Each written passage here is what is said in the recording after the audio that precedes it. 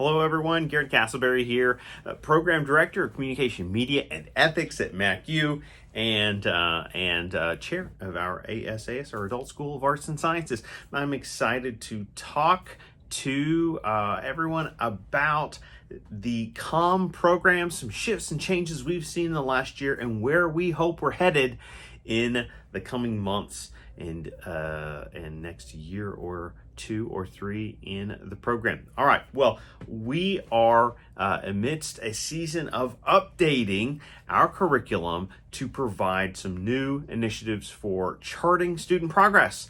We refer to, of course, as many of you know, our program outcomes as the established desired outcomes we believe that our students and that our courses can offer for students and teach to students and that students can respond to.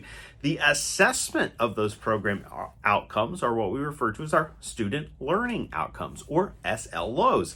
And if you've been teaching with us very long, you've likely been tasked with performing some post-course audits, some reflections on the progress made and how certain assignments or progress over time within a course reflect back at do or do not qualify as meeting at those SLOs to certain degrees. And so this is an important mechanism of data collection.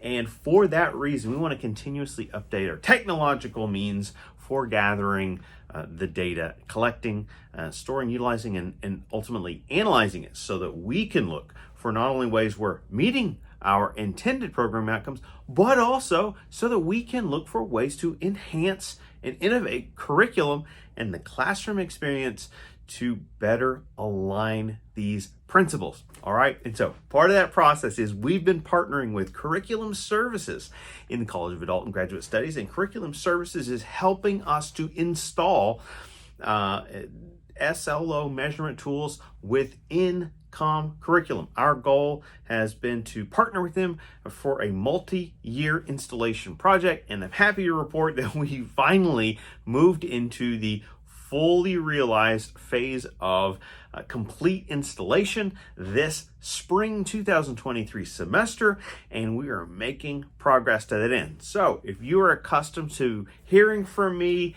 if we haven't had a chance immediately after a course, so within a relatively near future for that SLO reporting, we've got good news. There are mechanisms in place to help us speed up that process, increase efficiency, and gain more accurate information, and also hopefully limit some of the assessments that we are doing and prioritize gathering the kinds of data that supports what we do so well, which begins with the hard work and service that you all put into that. And so that is a look at some of the administrative responsibilities we've been tackling this year, and you can look for increasing amounts of SLO rubrics to be built into the backside of your online courses, just as I know many of our classes have received upgrades regarding integrated rubrics. That's right, those clickable rubrics that can help to enhance efficiency in our turnaround, which is always a key mechanism. I think that when we look at student end of course reports, their feedback, and sort of sift through that qualitative but also quantitative data, what we're hearing back from them is they desire timely feedback and turnaround, just as they desire clear communication. And we want to work on all these things at once to enhance our process. We'll look at some other initiatives going on in the COMM major. In January 2022, we officially introduced a new component to the MacU course catalog, and that was a communication graduate emphasis in our college, in our graduate college. And the communication emphasis was a 4-course 12-hour curriculum series that could be partnered with either the MBA, Masters of Business Administration, very popular degree on campus, or the ML, the Masters of Leadership at MacU. And that is a starter place for us to introduce a graduate emphasis in communication. Now, while it initially arrived in the catalog in January 2022. The first courses, the first official cohort to run through those in sequence didn't start until fall or August 2022. And so you have to understand the gears of progress and how they turn. I think we got a bonus class in there by the end of May, just an opportunity to shift and practice getting one out. But August was that official start. That being said, we still have a couple of electives, and maybe electives not the right word, but graduate courses that aren't at the front end of grad student cohort trains that are still to come. So we have yet to be able to offer every one of these graduate courses for the first time, but we are getting a chance to expand the eligibility for those with a terminal degree and their ability to teach into that. And we hope this will lead to an even more prosperous future in the years to come. I should pause there and not talk about that too much more. We want to save some of that information for when it's official. But needless to say, it's part of a long-term plan. It's an initial phase in a multi-phase strategy. And so we can all celebrate, rejoice in that. One benefit, one offset of that is, if you all may have noticed, we've been able to remix some of the teaching offerings over the last year or so. So I'm very excited and thankful to so many of you who've taken on different courses you're not accustomed to teaching with as often, and just the opportunity to engage in new materials. I know it's valuable to everyone. It's valuable to us to have your participatory labor, but it's also valuable for you to gain that new repetition in a different kind of teaching cycle experience. So thank you all for working with us as we seek to give some sustained types of teaching diversification among our part-time faculty. All right, among other events, of course, summer, or late spring, early summer, really late spring, I guess, is going to bring about our annual faculty gathering. This year, we moved it from late June to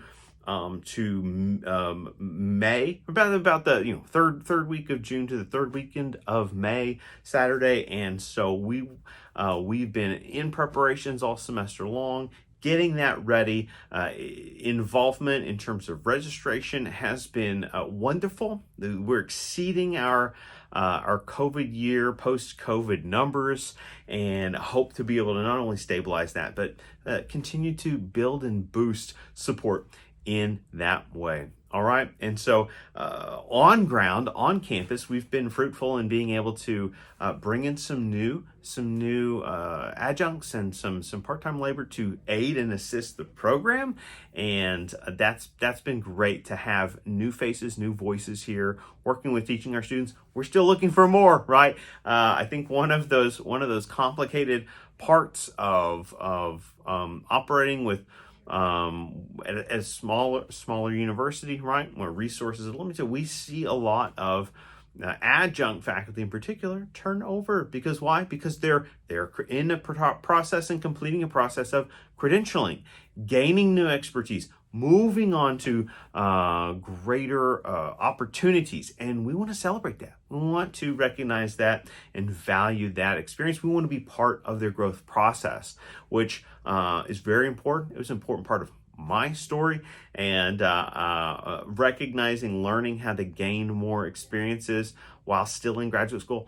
I don't think we sometimes don't do enough for individuals in those transitional roles. So thank you to them. Thank you to all of those who continue to be a part of our process. And I would say one more time, there's one other area I want to speak to, that this past November 2022, MACU was the host site for our state-based communication discipline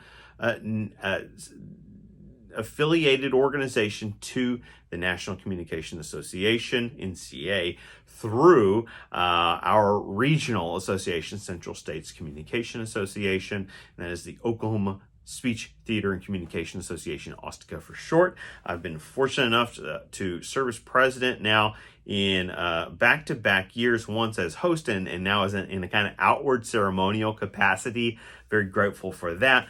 even more grateful that we were able to host on ground, but also online, the OSTIC annual conference in November 22. And it's been a blessing to be able to serve in that capacity, to be able to bridge and build relationships within our communication committee. But also, what's great about activities like the faculty gathering is getting to forge relationships across many disciplines. And if you know me at all, you know I'm an advocate and a believer in the value of interdisciplinarity and a kind of multidiscipline future, right? An advocate, a true advocate for the humanities as well as the larger arts and sciences and social sciences. So thank you all. This is our official State of the Communication Program address, and it has been wonderful getting to sit down and tell you all about the exciting ideas, implementations, policy, curriculum, and outcomes that we've been experiencing here at MACU.